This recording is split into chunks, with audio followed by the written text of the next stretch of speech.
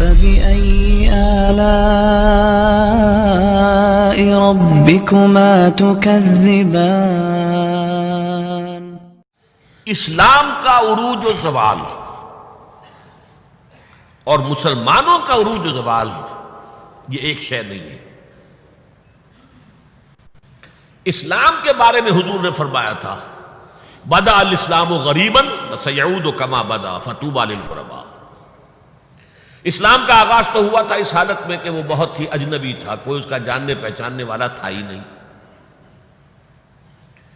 دوبارہ اگرچہ اس کے بعد حکومت تو آ گئی، ایک دور آ گیا، اسلام کا غلبہ ہو گیا، لیکن ان قریب اسلام دوبارہ غریب ہو جائے گا، دوبارہ اجنبی ہو جائے گا۔ ان قریب سیعود، سین کے ساتھ جب عربی زبان میں فعل مستقبل بنتا ہے، سوفا وہ ذرا دور کی بات ہے، لیکن بس سیعود ان قریب وہ دوبارہ غریب ہو جائے گا۔ فطوبی للغرباء، تو مبارکباد اور تہنیت ہے ان لوگوں کے لیے جو اسلام کی غربت کے دور میں خود بھی غریب ہو جائیں، خود بھی اجنبی ہو جائیں۔ لوگ انہیں دقیانوسی کہیں، یہ ابھی تک چمٹے ہوئے ہیں سنت رسول کے ساتھ، یہ ابھی تک انہی چیزوں کے لیے دقیانوسی لوگ ہیں۔ یہ سارے فقرے ان پر شست کیے جائیں، وہ برداشت کریں، لیکن یہ کہ اسلام کا دامن ہاتھ سے نہ چھوڑیں۔ لیکن اسلام کا عروج خلافت راشدہ اور وہیں سے زوال شروع ہو گیا۔ 1400 برس مسلسل زوال کے، اسلام کو دوبارہ عروج حاصل نہیں ہوا۔ حال ہی کے وہ 2 اشعار 100% اپلیکیبل ہیں۔ پستی کا کوئی حد سے گزر نہ دیکھے، اسلام کا گر کر نہ ابھر نہ دیکھے، مانے نہ کبھی کہ مد ہے ہر جزر کے بعد، دریا کا ہمارے جو اتر نہ دیکھے۔ اسلام کا تو عروج پھر نہیں آیا، پھر وہ خلافت راشدہ تو آج تک قائم نہیں ہوئی، پھر ایک مکمل دین نظام کی حیثیت سے تو دنیا میں کہیں نہیں آیا۔ ہاں مسلمانوں کی بڑی بڑی شتوت شوکت، ان کا دبدبا، ان کا رعب، ان کی حکومت رہی ہے۔ اس میں یہ ہے کہ 2 عروج آ چکے ہیں، 2 زوال آ چکے ہیں۔ مسلمانوں کا پہلا عروج تھا اسلام اور مسلمانوں کا ساتھ ساتھ، حضور کا دور خلافت راشدہ، یہاں اسلام اور مسلمان ساتھ ساتھ جا رہے ہیں۔ اس کے بعد اسلام کا تو زوال شروع ہو گیا، مسلمانوں کا عروج جاری رہا۔ دور بنو امیہ اور اس کی فتوحات، دور بنو عباس اور اس کی فتوحات، روئے ارضی کی عظیم ترین سلطنت بنو عباس کی، تہذیب، تمدن، علوم، فنون، علم، روشنی۔ پھر ادھر سے بنو امیہ کا ختم ہوا، چراغ گل ہوا، تو ادھر چراغ جو ہے امیہ کا روشن ہو گیا اسپین کے اندر، ہسپانیہ میں۔ یہ سارا دور عربوں کا عروج جاری ہے، مسلمانوں کا عروج جاری ہے، اگرچہ اسلام کا زوال خلافت راشدہ کے ساتھ ہی شروع ہو چکا۔ پھر ایک وقت آیا کہ مسلمانوں کا بھی زوال آ گیا۔ پہلے کروسیڈرز نے آ کر پٹائی کی اور بہت پٹائی کی۔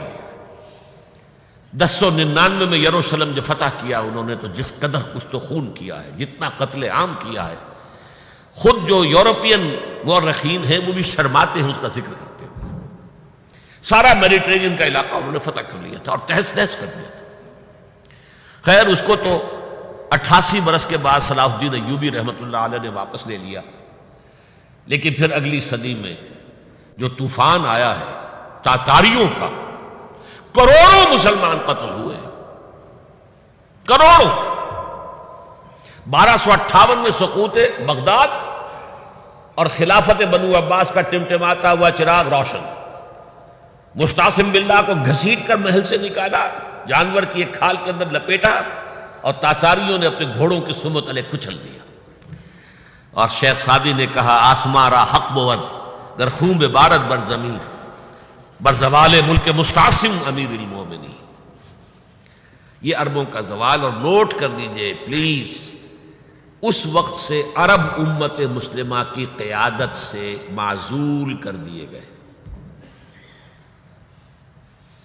آج تک معزول ہیں۔ دوبارہ عروج مسلمانوں کو ہوا، لیکن وہ ایک معجزہ، جن تاتاریوں نے کروڑوں کو مارا تھا مسلمانوں کو، وہی ایمان لیا.